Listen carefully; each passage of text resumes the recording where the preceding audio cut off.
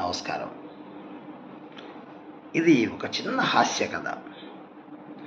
ఇద్దరు అన్నదమ్ములైన పిసినారుల కథ.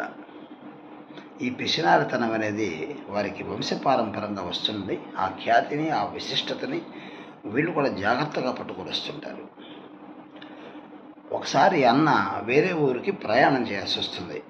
వాడు నడిచే వెళ్తుంటారు ఎక్కడికి వెళ్ళాల్సిన. అన్న ఉదయాన్నే నిద్రలేస్తాడు.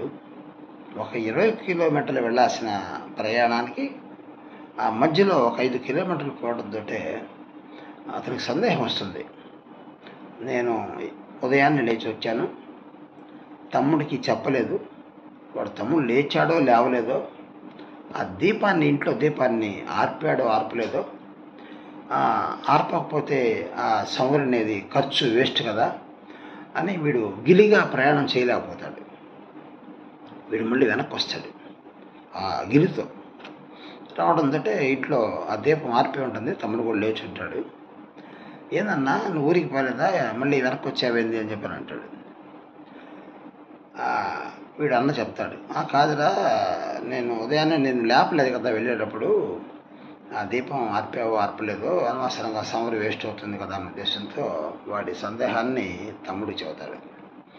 అదేందన్నా బలివాడిగా నేను తెలివి తక్కువనే, నేను ఉదయాన్నే లేచాను, ముందు ఫస్ట్ దీపమే ఆర్పాను అని చెప్తాడు. అయినా నువ్వు అంత దూరం పోయి నడిచి వచ్చావు కదన్నా, చెప్పులు ఎంత అరిగిపోయి ఉంటాయని చెప్పి అన్నని మందలిస్తాడు తమ్ముడు.